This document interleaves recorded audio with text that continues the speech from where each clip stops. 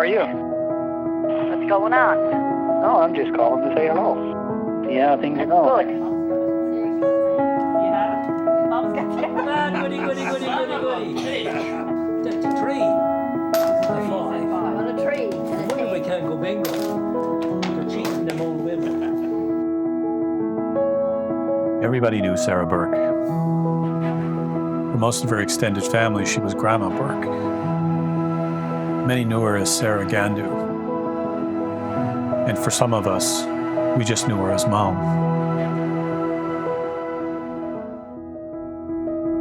In order to get to know Sarah, you have to go back a long time. Back before cell phones and video games. Back before men on the moon. Back before the causeway was built.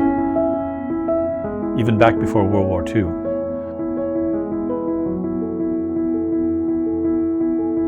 The Burke family has been on Cape Breton Island for a long time. I mean, since before Canada. Some came from northern France.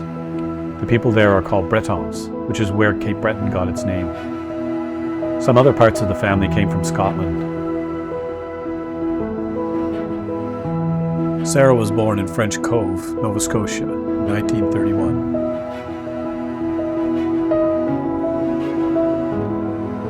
Sarah was actually born in the house, not at the hospital. In those days, that's the way it was.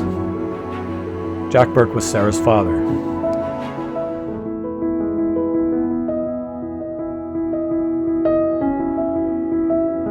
Jack Burke was a boat builder, a fisherman, a carpenter, and a lumberjack. He had to be able to do everything because this was during the Great Depression.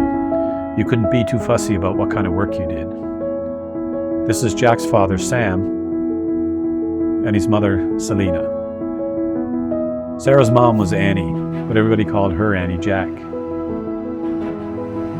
This was because there were so many people around named Annie. The only way to tell them apart was by who they were married to. This is Annie's father, Grandpa McNeil, and her mother, who everybody called Granny McNeil.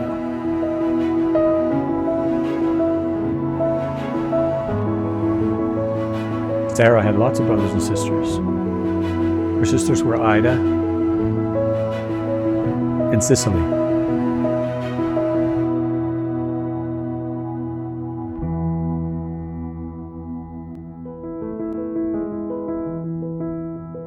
They also adopted an orphan named Josephine who moved away a long time ago. Ida's the one on the horse. I liked her best because she said what she thought and didn't much care what anybody else thought about her. Sarah's kind of like that too. Sarah's brothers were Corny, Ignatius, and Sam.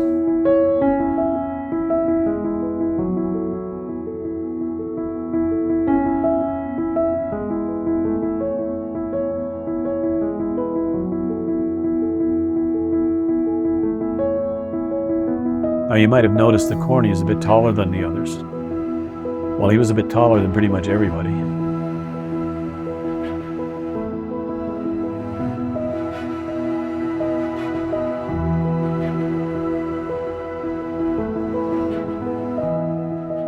Sarah went to school in a one-room schoolhouse that used to be beside the schoolhouse brook. The school was run by the church, and her teachers were Roman Catholic nuns.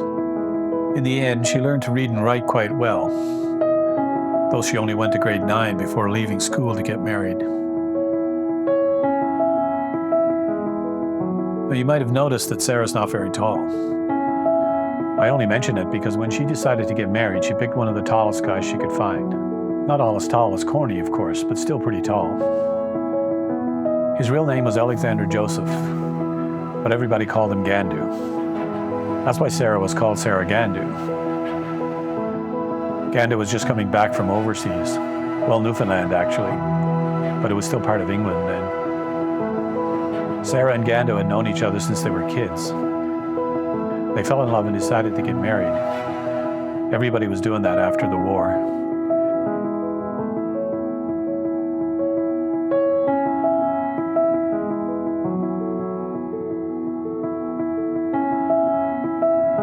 Not wanting to move too far away from home, Gandu bought a house across the cove, where Boogie lives now. This is the guy they bought it from, Willie DeGoo. Then they started having babies. Well, quite a few, actually. About a dozen in the end. First there was Debbie. And can you get any cuter than that? And then came Randy. Here he seems to be trying to explain something very important to Gandu. Susie came after that.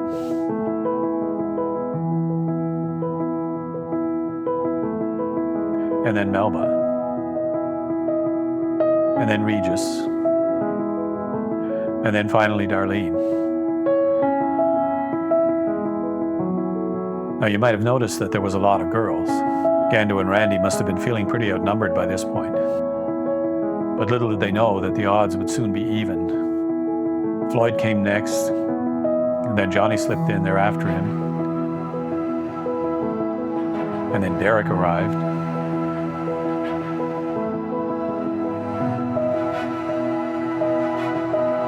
And then Byron arrived with a little fanfare, showing up on New Year's Day and making the local papers.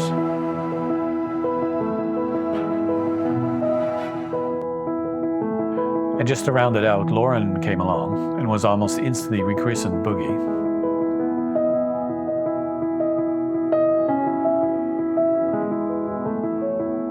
So if you do the math, the boys have finally outnumbered the girls. To even things up again, Sarah's granddaughter, Selina, was adopted.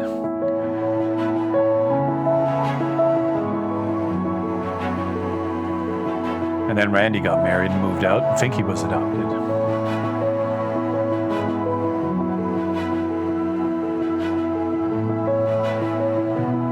Now I know what you're thinking. That's a lot of people living in a 4-bedroom house. And you'd be right.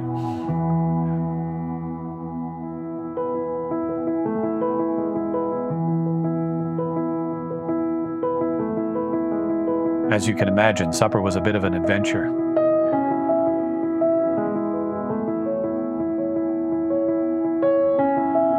I'm sure Sarah must have been grateful for having a big backyard. Our house became a gathering point for the whole neighborhood. There was always something going on.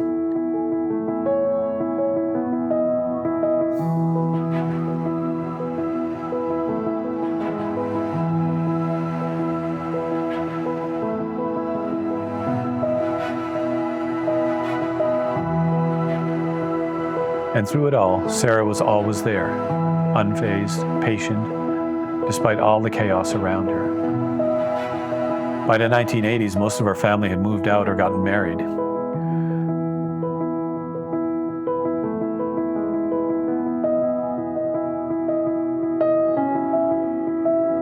In the early 70s, Gandu got sick and almost died.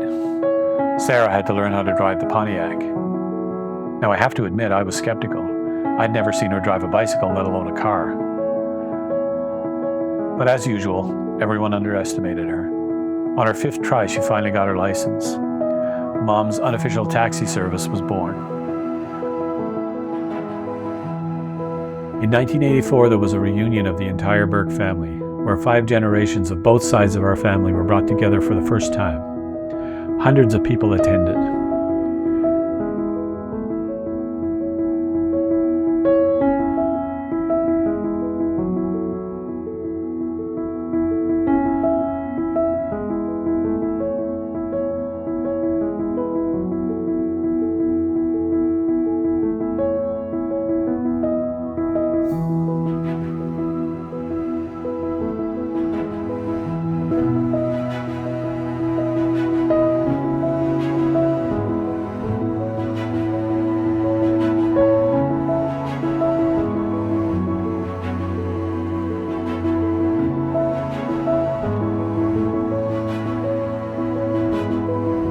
In 2004, a smaller gathering of all 4 generations of Sarah's family came together.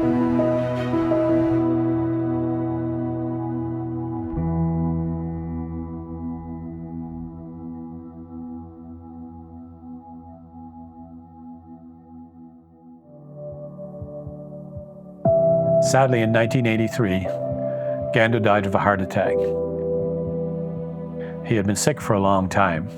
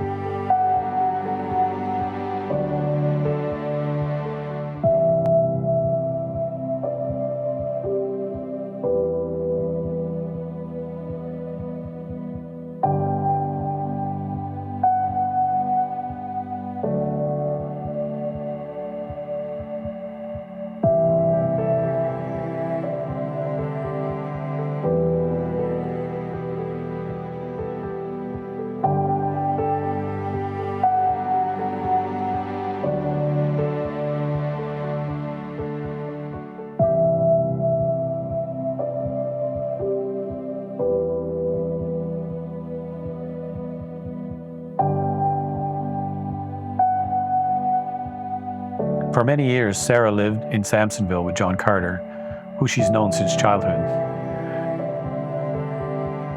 Sadly, in 2011, John also took sick and passed away.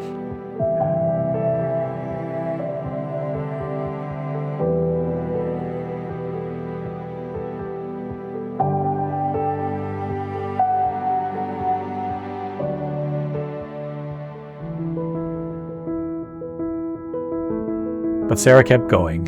She continued to go out to bingo and play cards, helping where she could, caring for her children, her great-grandchildren, and soon even her great-great-grandchildren.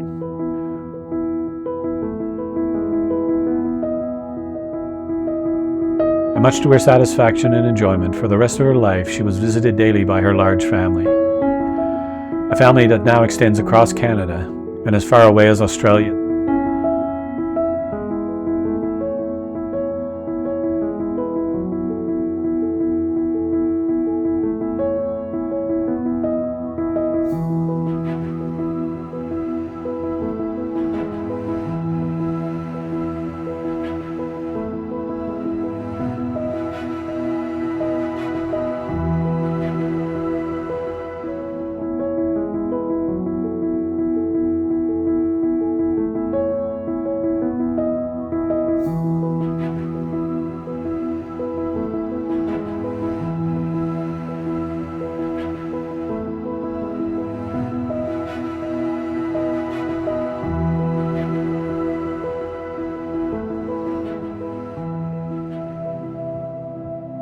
On December 20th, 2023, Mary Sarah Selina Burke passed away from liver cancer. She was 92 years old. Our world will never be the same.